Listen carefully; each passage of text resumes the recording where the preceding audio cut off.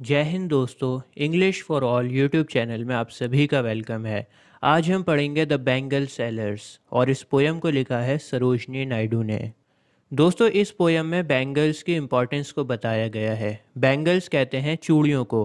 हमारे कल्चर में ज़्यादातर सभी औरतें चूड़ियों को पहनती हैं और इस पोयम में सरोजनी नायडू ने बताया है कि कैसे उम्र के साथ साथ औरतों की चूड़ियों का कलर बदलने लगता है। जैसे अगर कोई कुंवारी लड़की है तो उसकी चूड़ी का कलर अलग होगा, जब उसकी शादी हो जाएगी तो फिर उसकी चूड़ियों का कलर बदल जाएगा, और फिर जब वो औरत माँ बन जाएगी तो फिर उसकी चूड़ियों का कलर चेंज हो जाएगा। तो डिफरेंट स्टेजेस में औरतों की चूड़ियों का कलर बदलता है और चूड़ियों का कितना ज़्यादा इम्पोर्टेंस है इस पोयम में हमें ये बताया गया है। 2-3 मिनट में मैं आपको बहुत ही इम्पॉर्टेंट बातें बताता हूँ सरोजनी नायडू की, और उसके बाद मैं पोयम को शुरू करूँगा। दोस्तों, सरोजनी नायडू को नाइटिंगेल ऑफ इंडिया कहा जाता है क्योंकि इनकी आवाज़ बहुत ही मधुर थी। नाइटिंगेल एक चिड़िया का नाम है और नाइटिंगेल की आवाज़ बहुत ही मधुर होती है। इसी तरह सरोजनी नायडू की आवाज़ भी बहुत मधुर थी। इसी वजह से इन्हें नाइटिंगेल ऑफ इंडिया कहा जाता है। और जिस दौर में ये पैदा हुई थीं वो दौर औरतों के लिए ज़रा भी अच्छा नहीं था। औरतों के साथ बहुत ज़्यादा डिस्क्रिमिनेशन होता था, भेदभाव होता था। आज के ज़माने में भी होता है लेकिन आज इतना नहीं है जितना 100 साल पहले था। रही बात औरतों की एजुकेशन की, तो उसको तो सोसाइटी बिल्कुल एक्सेप्ट करती नहीं थी। लोगों का मानना था कि औरतों को घर में ही रहना चाहिए, एजुकेशन वगैरह की कोई ज़रूरत नहीं है, और छोटी सी उम्र में उनकी शादी करवा दी जाती थी। लेकिन सोसाइटी की इतनी बंदिशों के बावजूद भी सरोजनी नायडू ने चेन्नई से अपनी पढ़ाई करी और हायर स्टडीज़ के लिए वो लंदन गई। लंदन जाने के पीछे भी बहुत इंटरेस्टिंग बात है, मैं आपको बताता हूँ। सरोजनी नायडू को बचपन से पढ़ने लिखने का बहुत शौक़ था और बचपन से ही इन्होंने राइटिंग शुरू कर दी थी, लिखना शुरू कर दिया था बचपन से ही। सरोजनी नायडू ने एक नाटक लिखा था और नाटक की एक कॉपी इनके फादर निज़ाम को भी दे देते हैं। मैं आपको बता दूं, सरोजनी नायडू का जन्म हैदराबाद में हुआ था और हैदराबाद में उस ज़माने में निज़ाम मीर महबूब अली ख़ान की हुकूमत चलती थी। निज़ाम को सरोजनी नायडू का लिखा हुआ नाटक बहुत पसंद आता है और निज़ाम ने अपने फ़ंड से सरोजनी नायडू को लंदन भेजा पढ़ाई करने के लिए, हायर स्टडीज़ के लिए अपने फ़ंड से भेजा। सरोजनी नायडू ने पहले किंग्स कॉलेज में पढ़ाई करी, इसके बाद ये गिल्टन कॉलेज चली गई। गिल्टन कॉलेज कैम्ब्रिज यूनिवर्सिटी में है, कैम्ब्रिज यूनिवर्सिटी के अंडर आता है। पोएटेस होने के साथ साथ सरोजनी नायडू ने इंडियन नेशनल मूवमेंट में भी हिस्सा लिया था, देश को आज़ाद करवाने के लिए। और इंडियन नेशनलिस्ट मूवमेंट का हिस्सा बनने के बाद सरोजनी नायडू महात्मा गांधी की फॉलोअर बन गई थीं। दोस्तों, एक बात मैं आपको बहुत इम्पॉर्टेंट बताता हूँ, इस बात को आप नोट कर लेना। सरोजनी नायडू इंडियन नेशनल कांग्रेस की भी प्रेसिडेंट बनी थी और प्रेसिडेंट बनने के बाद यूनाइटेड प्रोविंसेस की गवर्नर भी बनी थी। यूनाइटेड प्रोविंसेस दोस्तों उत्तर प्रदेश का नाम था। तो सरोजनी नायडू पहली फीमेल प्रेसिडेंट थी कांग्रेस की और इंडियन स्टेट की पहली गवर्नर थी। ठीक है, इंडियन स्टेट की जो पहली गवर्नर थी वो सरोजनी नायडू थी और फर्स्ट फीमेल प्रेसिडेंट भी कांग्रेस पार्टी की सरोजनी नायडू थी। इस पॉइंट को आप नोट कर लेना, बहुत इम्पॉर्टेंट है। इसके अलावा मैं आपको बता दूं, सरोजनी नायडू का रियल नेम था सरोजनी चट्टोपाध्याय, लेकिन शादी के बाद इनका नाम हो जाता है सरोजनी नायडू। ये जो नायडू सरनेम है, ये सरनेम इन्हें इनके हस्बैंड से मिला है। 19 साल की उम्र में इनकी शादी हो जाती है। दोस्तों, इनके हस्बैंड लोअर कास्ट से बिलोंग करते थे और सरोजनी नायडू हायर क्लास से बिलोंग करती थीं। तो इन्होंने इंटर कास्ट मैरिज करी थी, जो कि बहुत बहुत बड़ी बात थी, बहुत मुश्किल था उस ज़माने में। दोस्तों, इंटर कास्ट मैरिज करना आज के मॉडर्न ज़माने में भी बहुत मुश्किल है, सोसाइटी एक्सेप्ट नहीं करती। ज़रा सोचिए, 100 साल पहले जब इतना ज़्यादा डिस्क्रिमिनेशन था, उस ज़माने में एक औरत होकर इन्होंने लोअर क्लास से शादी करी थी। सरोजनी नायडू के फैमिली मेम्बर्स ने भी इनका पूरा साथ दिया था। दोस्तों इनके बारे में जितना बताऊं उतना कम है। किसी दिन कोशिश करूंगा कि एक सेपरेट वीडियो में इनकी बायोग्राफी को डिस्कस किया जाए। अगर मैं अभी बताने लग जाऊंगा तो वीडियो बहुत लंबी हो जाएगी। तो चलिए आज की पोएम को शुरू करते हैं और बहुत ही आसान लैंग्वेज में आपको पूरी पोएम समझाता हूँ। Bangle sellers are we who bear our shining loads to the temple fair. यहाँ पर बात हो रही है बैंगल सेलर्स की, जो लोग चूड़ियों को बेचते हैं। तो बोलते हैं हम लोग बैंगल सेलर्स हैं और हम लोग चमकती हुई चूड़ियों के भोज को उठा के लेके आए हैं मंदिर के मेले में। दोस्तों मेले में बहुत सारी चीज़ें मिलती हैं, आपको पता है, वहाँ पर झूले होते हैं और बहुत सारे लोग वहाँ पर सामान बेच रहे होते हैं। तो बैंगल सेलर्स बोल रहे हैं कि हम भी इन चमकती हुई चूड़ियों को मेले में बेचने के लिए आए हैं। Who will buy these delicate, bright rainbow tinted circles of light? Bangle sellers बोल रहे हैं कौन इन रंग बिरंगी चूड़ियों को ख़रीदेगा।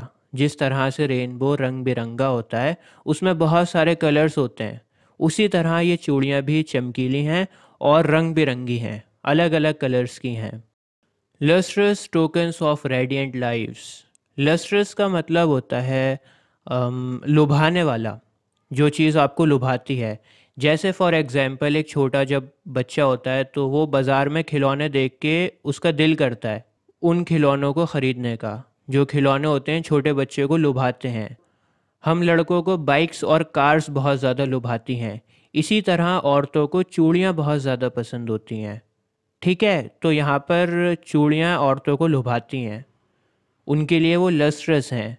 और टोकन्स का यहाँ पर मतलब है निशानी से। रेडिएंट लाइफ्स मतलब बहुत ही खुशनुमा ज़िंदगी, जो अपनी लाइफ में बहुत ज़्यादा हैप्पी हो। तो इस लाइन का मतलब है कि ये लुभाने वाली चूड़ियाँ निशानी है एक हैप्पी लाइफ की।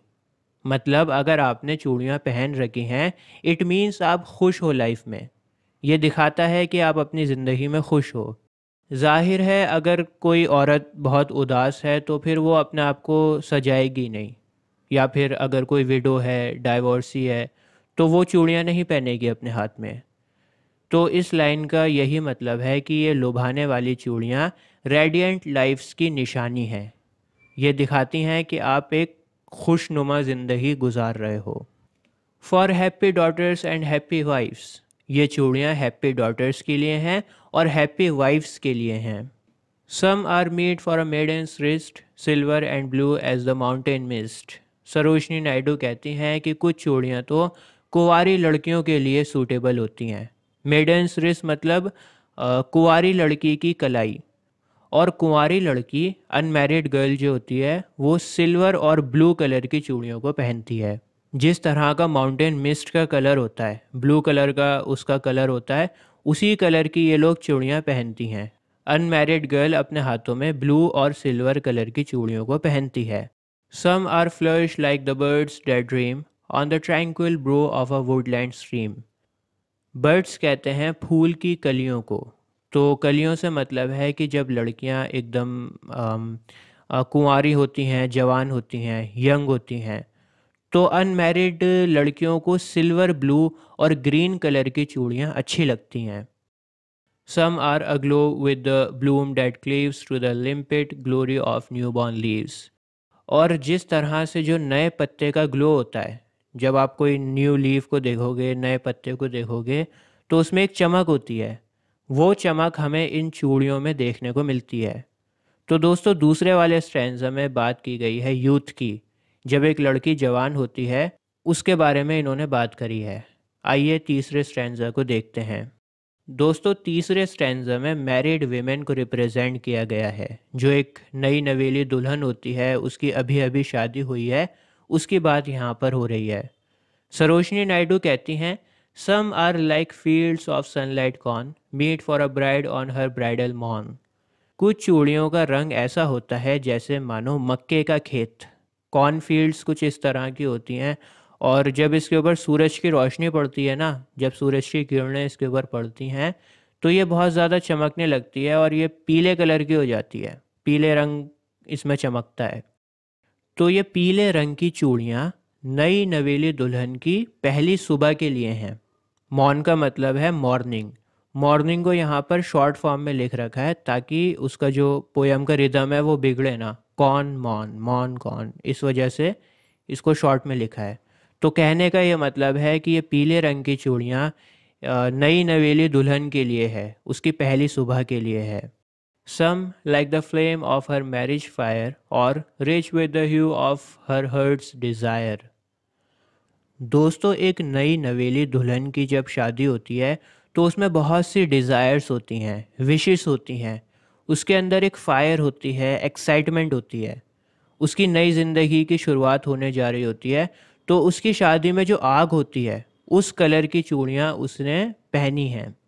फायर का कलर आपको पता है, येलो कलर की फ्लेम्स होती हैं और ऊपर से थोड़ा रेडिश कलर होता है फायर का। तो उस कलर की चूड़ियाँ वो नई नवेली दुल्हन पहनती है। Tinkling, luminous, tender and clear, like a bridal laughter and bridal tear. बहुत ही खूबसूरत लाइन है ये।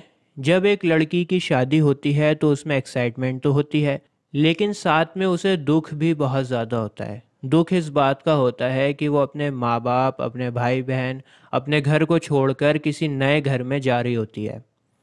Bridal laughter and bridal tear, इसका यही मतलब है कि उसके मन में खुशी और दुख दोनों होता है। इसी तरह अगर आप फायर को देखोगे तो फायर में सेक्रीफाइस भी होता है। फायर जो है वो सेक्रीफाइस को भी शो करती है और फायर डिज़ायर को भी शो करती है। दोनों चीज़ों को फायर शो करती है।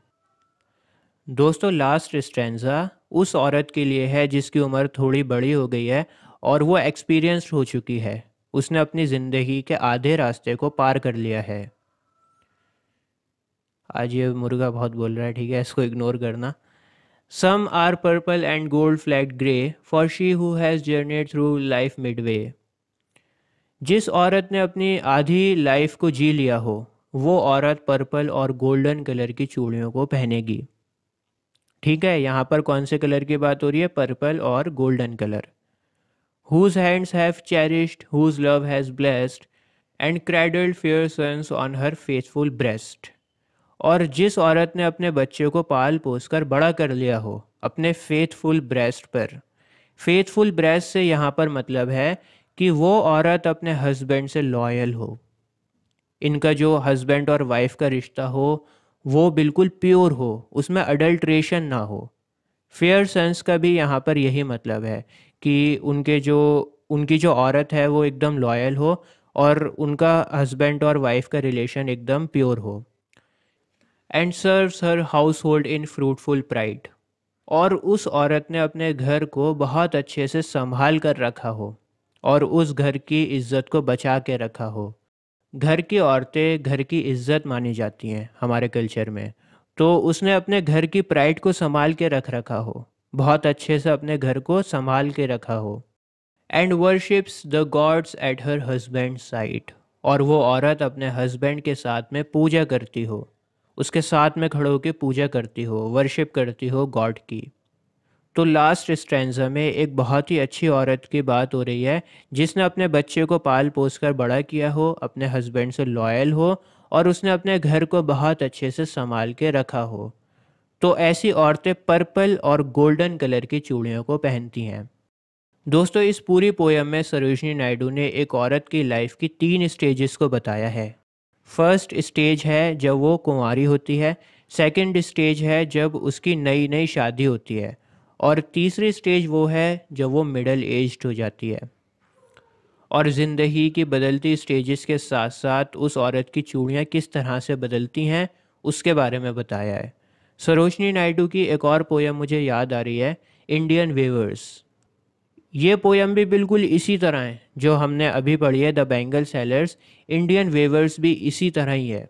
इंडियन वेवर्स में भी आपको 3 स्टेजेस के बारे में बताया गया है। इंडियन वेवर्स को भी मैंने अपलोड कर रखा है, अगर आपके पास वक्त हो तो उस वीडियो को भी ज़रूर देखना। इसके अलावा अगर आप ICSE क्लास 10th के स्टूडेंट हो तो आपका इंग्लिश का सिलेबस मैं कवर कर रहा हूँ। अभी आपकी स्क्रीन पर एक प्लेलिस्ट आ रही है, इस प्लेलिस्ट पर क्लिक कर कर आपको ICSE इंग्लिश क्लास 10th के सभी चैप्टर्स मिल जाएंगे। आज के लिए बस इतना ही। जय हिंद।